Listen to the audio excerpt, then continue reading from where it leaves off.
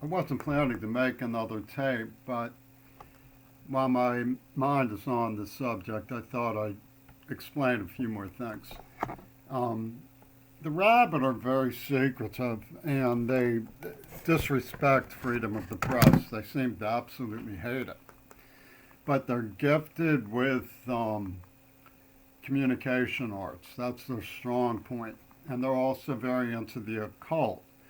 So their goal over the years, Yoko Ono, Pink Floyd, Robert Fripp, the occultists who control Sony and Geffen Records, have been to communicate things without coming right out and saying it because then they could be pinned down. So they get across what they want to be believed through, auto suggestion.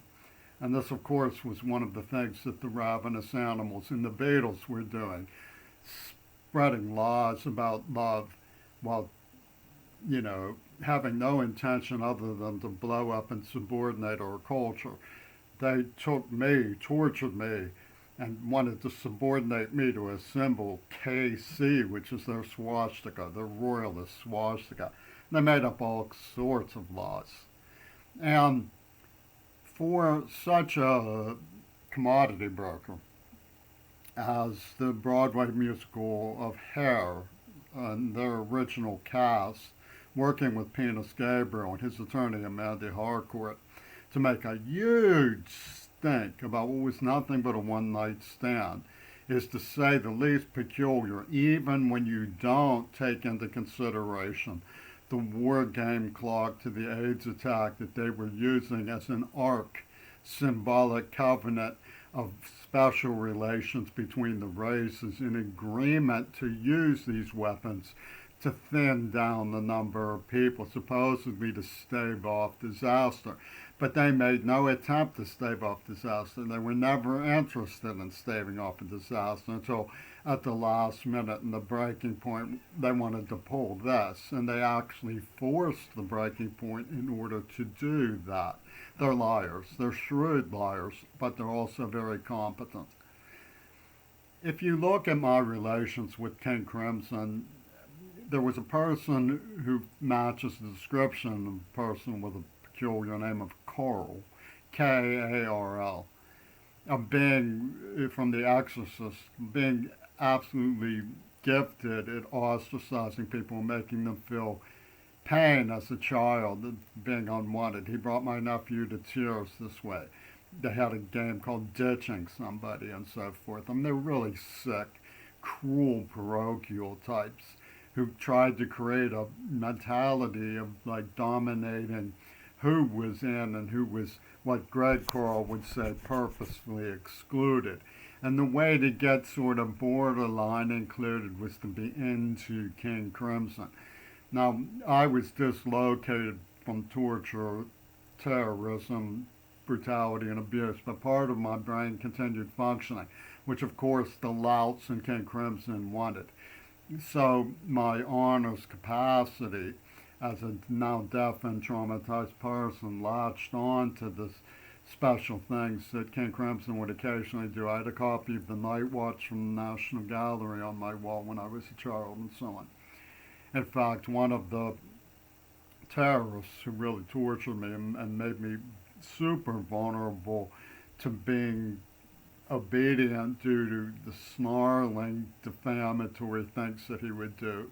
The person responsible for Michael Reagan's favorite scene was a punk who made a big thing about my not realizing that Ladies of the Road was, The Sailor's Tale was King Crimson. Because I didn't listen to that album very much, it had put me to sleep. And I had been too afraid of my mother to ask her for the stamps to write to the address that was in there. And of course, they penetrated that and made it out to be like, oh, the moment when he could have saved John Lennon by calling attention to himself. These are the people who say that I did too much to call attention to myself, cherry picking when they want one thing or another. That's sort of the stooge operation.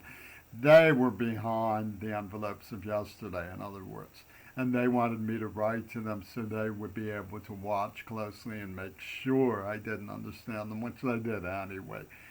So after I was framed in a bizarre robbery operation by Sony or whoever all it was, Reagan, whoever, Pittsburgh police, the demented Donald and Amy scene that emerged from Ellis and the East End.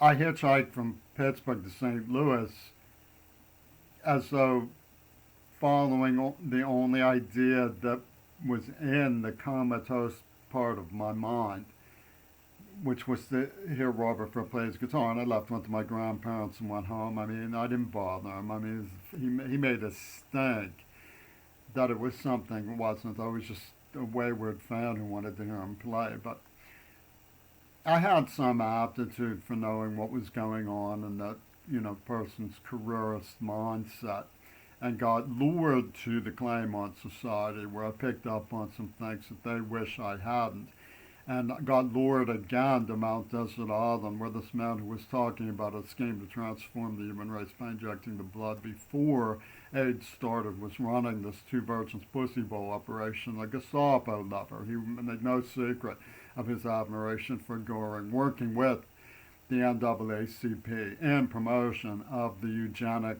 concept of Obama as the Noah of the Ark of the Covenant in the abomination, and they don't admit that it was an abomination, but at the root of this is this absurd idea that the Broadway musical Hair itself, that those people themselves, with Penis Gabriel's attorney Harcourt, would make a huge stink about a one-night stand. I mean, it's not credible, but to them, it's everything. It's justification. It's offense against Colin Powell. What does Colin Powell have to do with it? He's a friend of Fripp. What does that have to do with anything? And it's Colin Powell, who covered up the My Lai massacre, is more important to the Broadway musical of Hair than the simple truth that some chick seduced me, and it was obviously part of this corral that Colin Powell and his maniacs were putting together to process the abomination. That's the real reason why it's so important to them, because I'm sure none of them could care less. So they come from this pornographic institution, right? But that's everything. No, don't, so, and they communicate it through, sort of Svengali methods, and that's why they're doing this to you. So they say they don't know who killed my father, but it's obvious. You turn over his obituary, it says German Green Party. Don't know who. Injecting people. No, injecting people again with parochial values. I mean, they weren't going to give me a chance not to have abortions. They hired the women who pretended to love me so that they would have abortions. Does that matter to them? No. What matters to them is that they succeeded. You see, that proves that I betrayed the left because I had conscience about abortion and shouldn't have conscience about abortion because they paid from the right to have these things. And so all of this combined left, right, costume play stuff is going on. And at the root of it are these extreme right-wing and evil franchise agents from the rock and roll scene, loyal to Ronald Reagan, and saying, oh, we'll drop a nuclear bomb on you. What's the problem, Queen Elizabeth? What's the problem? You have a mental problem?